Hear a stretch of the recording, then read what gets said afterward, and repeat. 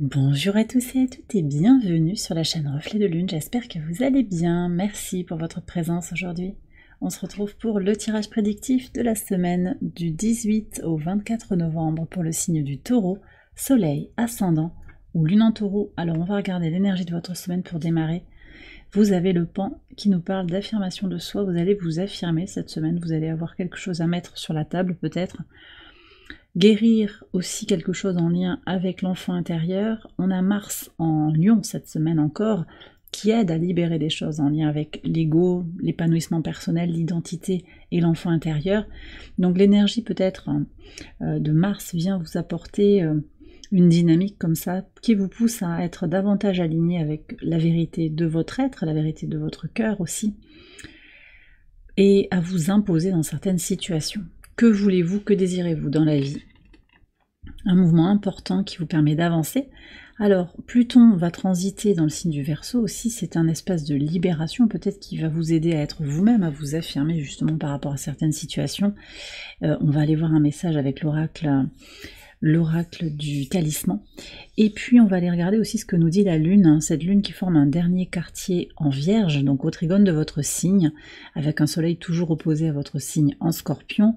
On est sur des énergies de conclusion, peut-être une dernière étape pour affiner, pour confirmer, reconsidérer, réévaluer, ou peut-être libérer, conclure une situation, une relation.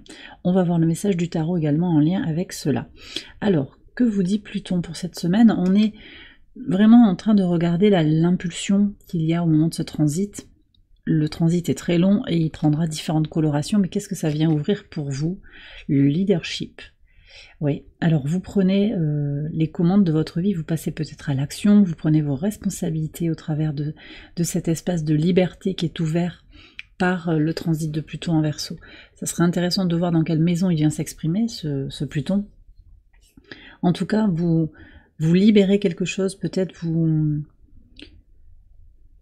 prenez les commandes, vous passez à l'action, je pense que c'est ça en fait, hein. Un désir de passer à l'action pour se libérer de quelque chose. Que nous dit la Lune au travers du tarot? Le 9 d'eau. Donc on est en recherche de plénitude là, hein. On arrête d'attendre, je pense, après quelqu'un qui ne vient pas ou quelque chose qui ne vient pas. Et en fait, vous souhaitez que vos souhaits, justement, vos souhaits, vos désirs se réalisent.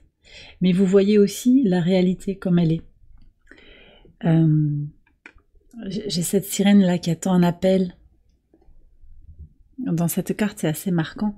Elle attend quelque chose. De quoi avez-vous besoin? Qu'est-ce que vous attendez dans la vie? Qu'est-ce qui vient à vous? Qu'est-ce qui vient pas? Pourquoi?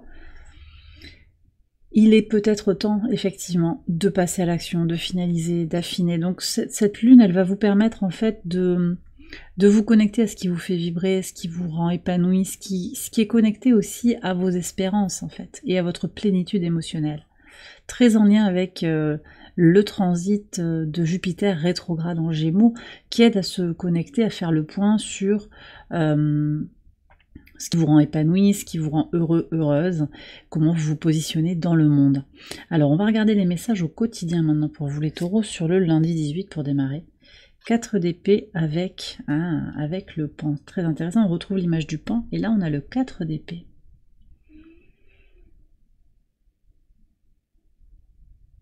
Alors ce que je sens ici avec ce 4 d'épée, c'est qu'il y a quelque chose qui est posé, qui est acté en fait, dans le mental.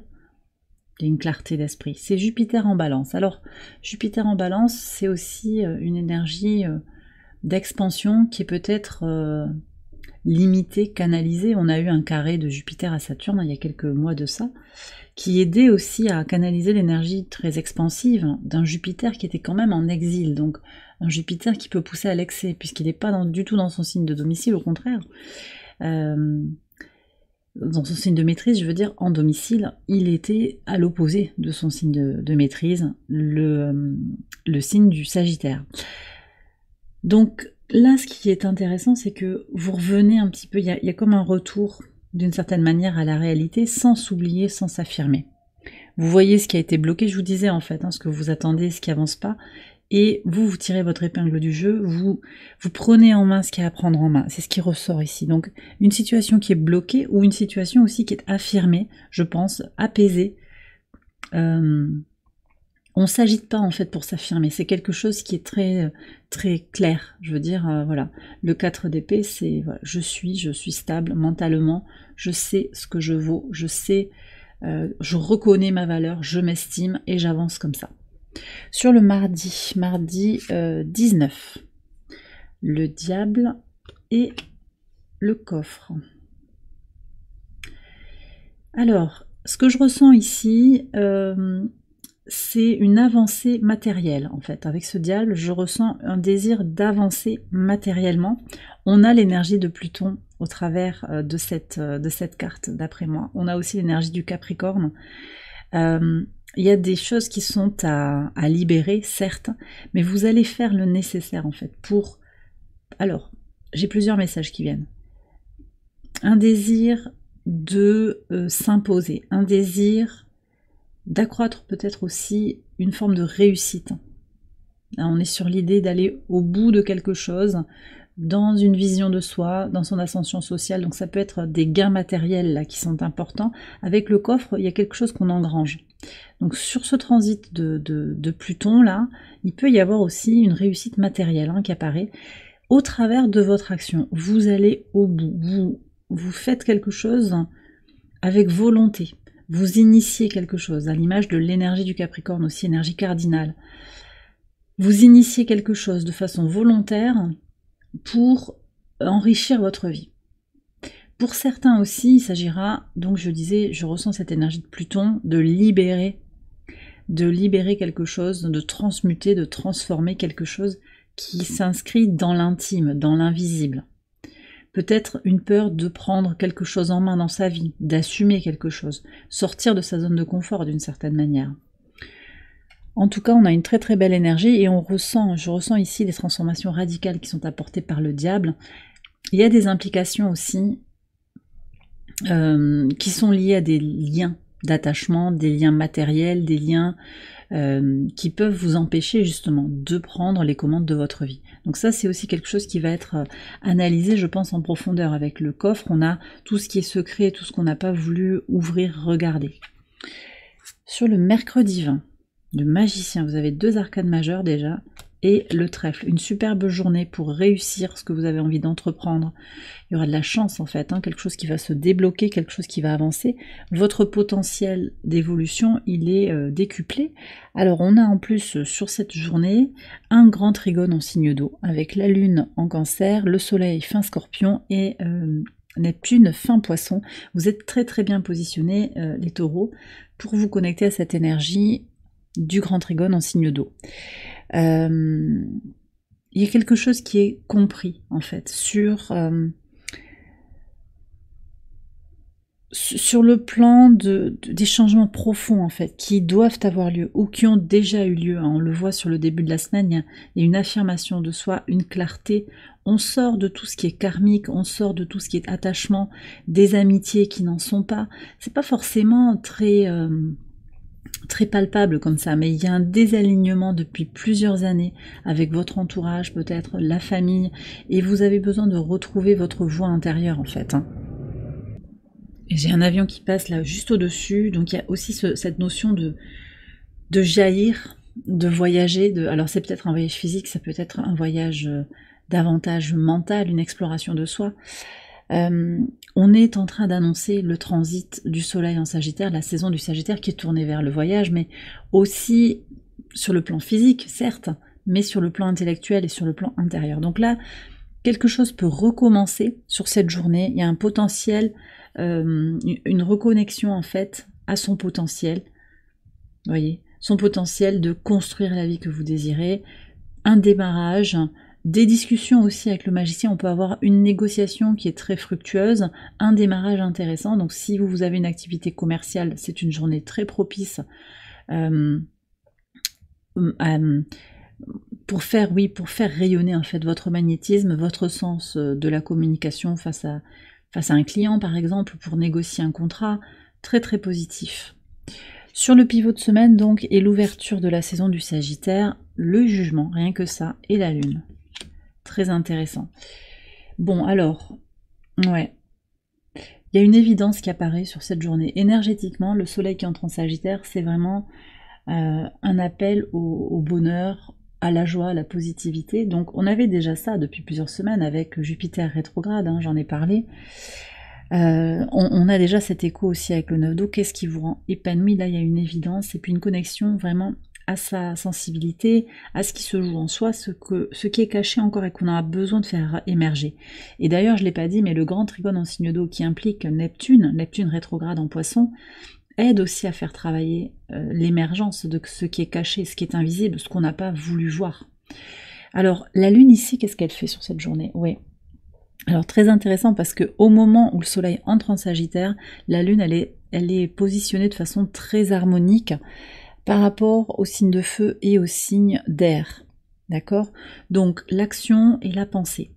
Et effectivement, avec la carte du jugement, il y a une compréhension, une évidence pour agir, pour passer à l'action, en fonction de sa vérité intérieure, de ce que l'on ressent profondément, de ce que l'on fait émerger de son inconscient.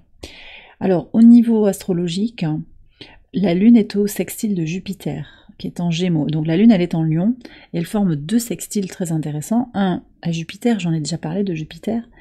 L'autre avec le signe de la Balance, avec Lilith, la Lune noire, notre part d'ombre, nos peurs, ce qu'on ne veut pas révéler. Donc il y a un écho aussi avec cette carte de la Lune. La Lune noire, c'est ce qui est caché.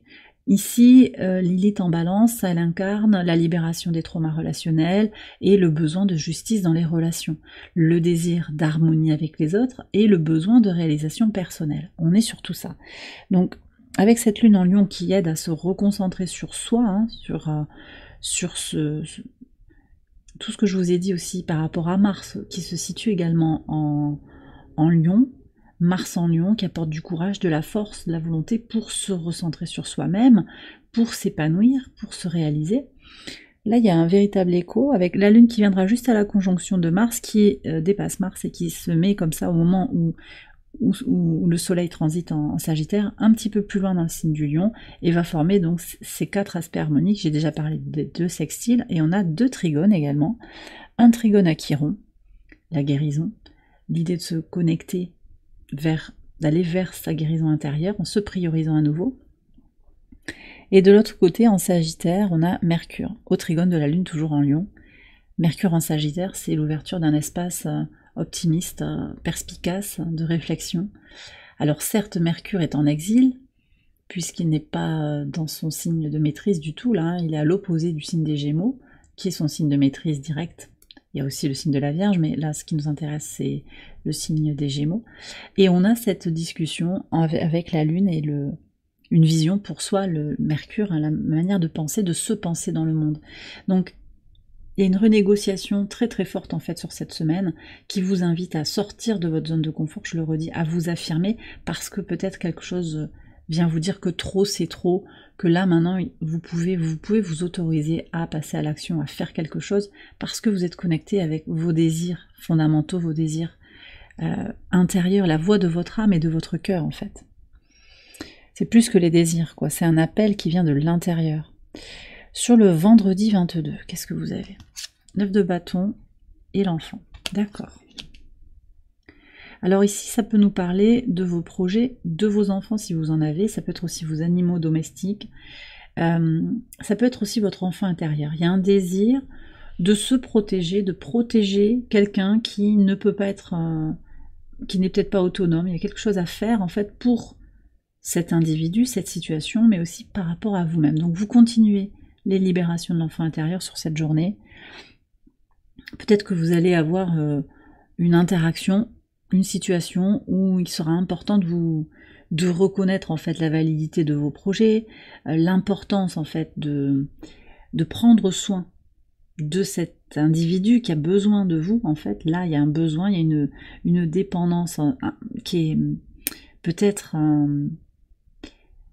qui est lié à vos responsabilités en fait. Responsabilités. Vous prenez vos responsabilités. On a déjà vu que Pluton vous faisait entrer dans cet espace-là. Ça ne veut pas dire que vous ne preniez pas vos responsabilités auparavant, mais là, il y a quelque chose de renouvelé en fait.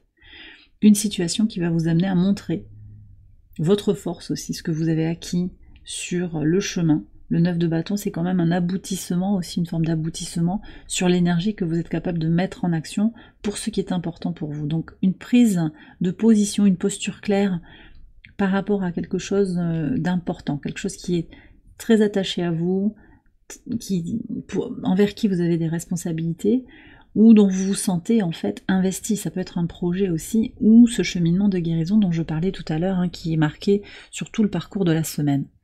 Sur le samedi, alors on va regarder le week-end, d'accord. Alors, on va regarder le week-end. Sur le samedi d'abord, 10 d'épée et les nuages. Et sur le dimanche, la reine de denier et le masculin, l'homme. Très intéressant. Alors, bon, je vous ai dit que cette lune, lune en vierge, elle marque comme une fin de cycle, elle prépare à l'arrivée de la nouvelle lune qui aura lieu en Sagittaire le 1er décembre, une nouvelle lune importante et on en parlera la semaine d'après. Là, il y a vraiment une fin de cycle sur le plan des idées, une vision plus claire, je pense. On termine quelque chose pour lever le flou, l'incertitude, pour décider quelque chose aussi qui est très en lien avec sa plénitude, son besoin de réalisation personnelle. Donc vous terminez un cycle, je ne sais pas ce que vous vivez, ou quel projet vous avez en cours, ou quelle relation, ou ça peut être aussi une manière de discuter avec soi-même. On met un terme à tout ce qui est flou, obscur, peu clair, ambigu, pour y voir plus clair et pour s'ouvrir à un jour nouveau. Et dès le lendemain, en fait, on voit qu'il y a un nouvel espace qui s'ouvre, très pragmatique, d'action. Donc sur le dimanche, possiblement, une action concrète pour agir dans la matière, peut-être vis-à-vis d'un homme.